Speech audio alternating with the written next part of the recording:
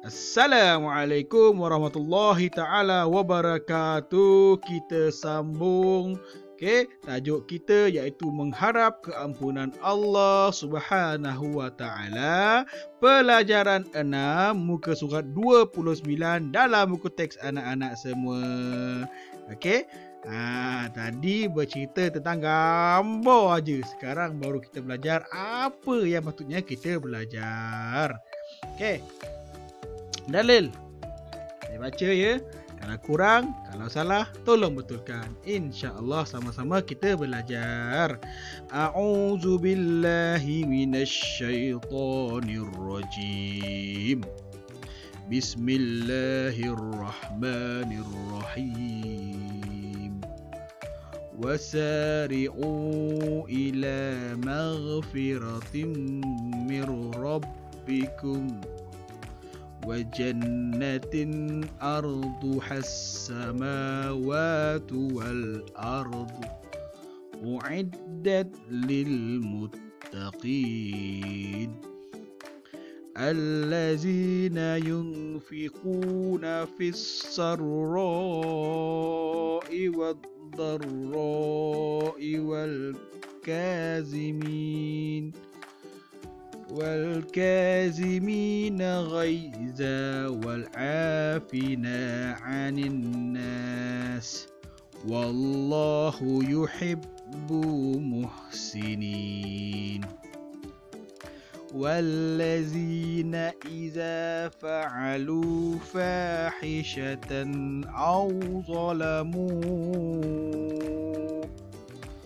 أو ظلموا أنفسهم ذكروا الله فاستغفروا لذنوبهم ومن يغفر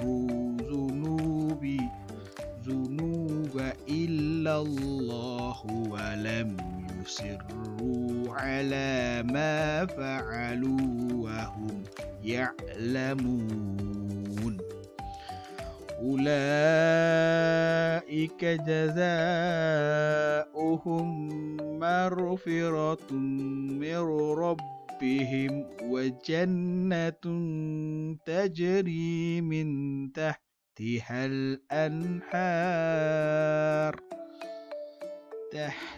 الأنهار خالدين فيها ونعم أجر العاملين صدق الله العظيم. Surah Ali Imran ayat 133 hingga 136 yang bermaksud ayat 133, dan segeralah kamu kepada mengerjakan amal yang baik untuk mendapat keampunan dari Tuhanmu dan mendapat syurga yang lebarnya seluas segala langit. Segala langit dan bumi. Syurga tu seluas langit dan bumi yang disediakan bagi orang yang bertakwa. Yang bertakwa maksudnya yang takut pada Allah, yang beriman pada Allah. Itu maksud dia. Ayat 134, iaitu orang yang mendermakan hartanya pada masa senang dan susah, dan orang yang menahan kemarahannya, dan orang yang memaafkan kesalahan orang lain. Dan ingatlah, Allah Subhanahu wa ta'ala mengasihi orang yang berbuat perkara yang baik. Ayat 134. Ayat 135, dan juga orang yang apabila melakukan perbuatan keji atau menzalimi diri sendiri, mereka segera bertaubat, ingat pada Allah, lalu memohon ampun akan dosa mereka, dan sememangnya tidak ada yang mengampunkan dosa melainkan Allah. Mereka juga tidak meneruskan perbuatan keji yang telah dilakukan. Sedang mereka mengetahui akan kesalahan dan akibatnya.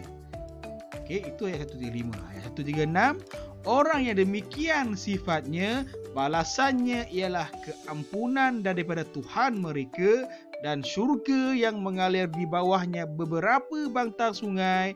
Mereka kekal di dalamnya, dan yang demikian itulah sebaik-baik balasan bagi orang yang beramal.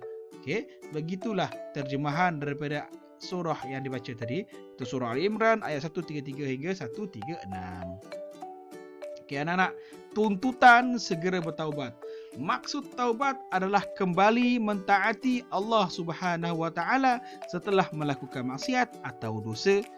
Seseorang yang melakukan dosa dituntut untuk segera bertaubat. Amalan yang merupakan ciri orang bertakwa, Allah Subhanahu Wa Taala telah menyediakan syurga untuk orang bertakwa.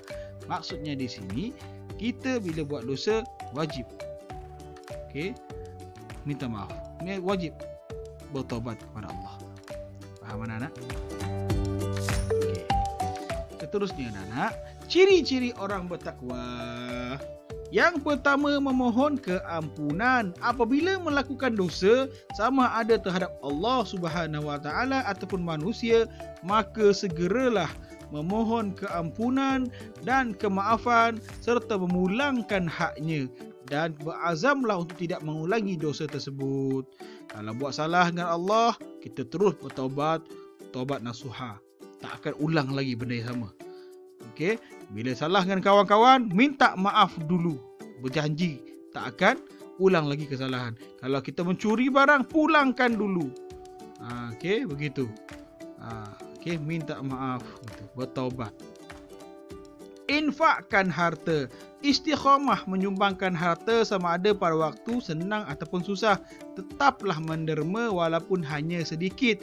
Tiada alasan yang menghalang ketaatan kepada Allah. Begitu. Infak maksudnya bersedekah. Okey anak-anak.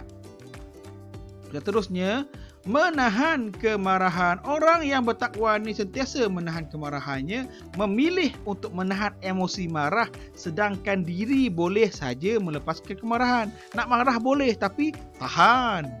Okey, kerana yakin bahawa kekuatan emosi ini didorong oleh sifat takwa kepada Allah.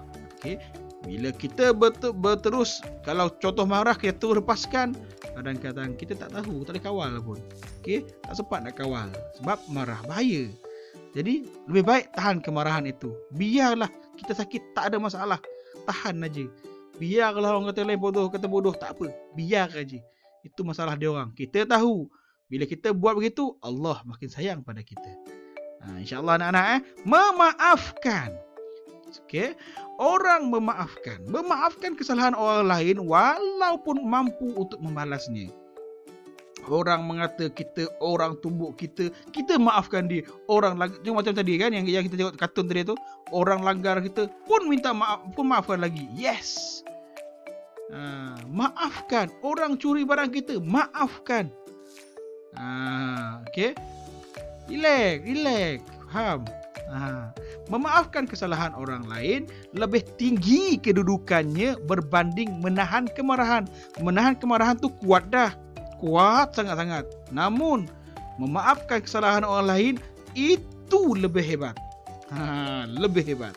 Sifat ini menjadikan diri kita lebih tenang kerana tiada lagi rasa benci dan dendam dalam hati.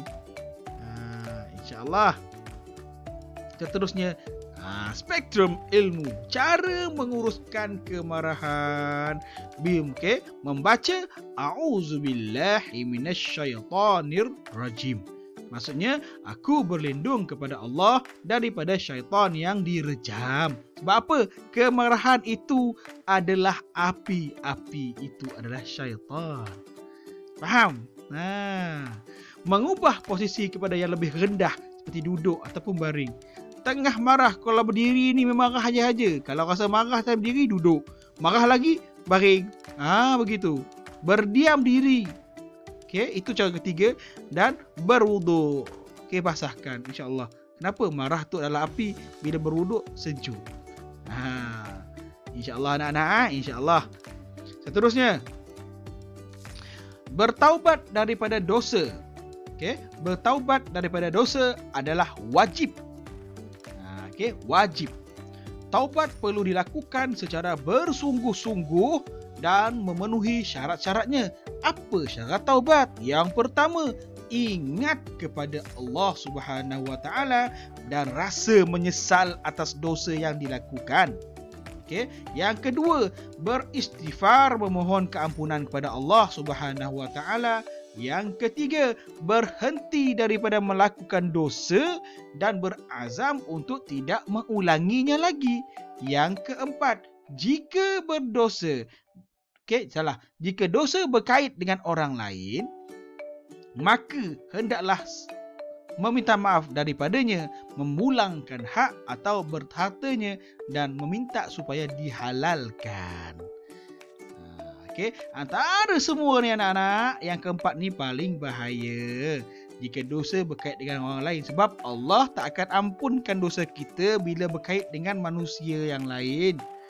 Kalau kita buat masalah dengan manusia-manusia, sesama manusia, kita wajib meminta maaf daripada yang kita buat salah. Allah tak boleh nak ampunkan. Sebab apa? Ini berkaitan dengan hubungan sesama manusia. Faham anak-anak? Mengata orang contohnya, kalau mengata orang minta maaf. Kalau mengata guru minta maaf. Kalau melawan mak ayah minta maaf. Melawan guru minta maaf. Mengata kawan minta maaf. Semuanya minta maaf. Okey.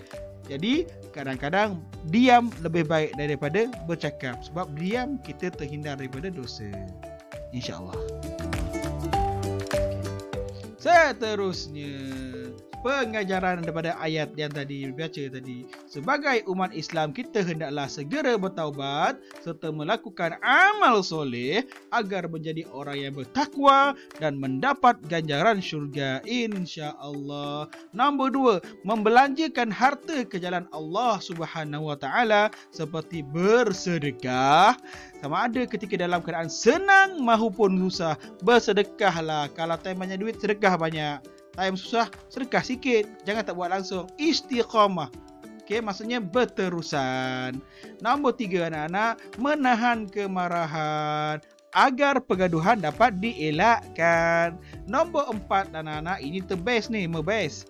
Okey, terbaik memaafkan kesalahan orang lain terhadap kita agar hidup lebih harmoni. Nombor 5, sentiasa memohon keampunan Allah Subhanahu Wa Taala dengan berzikir dan beristighfar serta berazam tidak akan melakukan dosa lagi. Itu caranya, insya-Allah. Dan yang terakhir sekali, doa Nabi Adam. Okay, bismillahirrahmanirrahim. Qala rabbana zalamna anfusana wa in lam tarfir lana wa tarhamna lanakunanna minal khashirin. Surah Al-A'raf ayat 23. Mereka berdua merayu, wahai Tuhan kami telah menganiayai diri kami sendiri, dan kalau Engkau tidak mengampuni kami dan memberikan rahmat kepada kami, nescaya jadilah kami daripada orang yang rugi. Tengok doa Nabi Adam dulu cerita ni kat syurga. Okey, selesai. Semoga Allah terus memberikan keselamatan kepada kita semua, dan semoga anak-anak semua terus berusaha menimba ilmu walau dalam apa saja cara, serta menjadikan amalan bersegera bertaubat, memaafkan kesalahan orang lain, tenang, sabar, ikhlas dan redha sebagai amalan seharian kita, InsyaAllah. Amin ya Rabb. Sallu ala Nabi. Allahumma salli ala Sayyidina Muhammad wa ala ali Sayyidina Muhammad. Kita tutup kelas kita dengan tasbih khikrah dan suratul As. Subhanakallahi wa bihamdik, ashhadu an la ilaha illa anta, astaghfiruka wa atubu. Bismillahirrahmanirrahim. Wal asri innal insana lafi khusr illa allazina amanu wa amilus solihat wa tawasaw bil haqq wa tawasaw bis sabr. Assalamualaikum warahmatullahi taala wabarakatuh. Jumpa lagi dalam video seterusnya.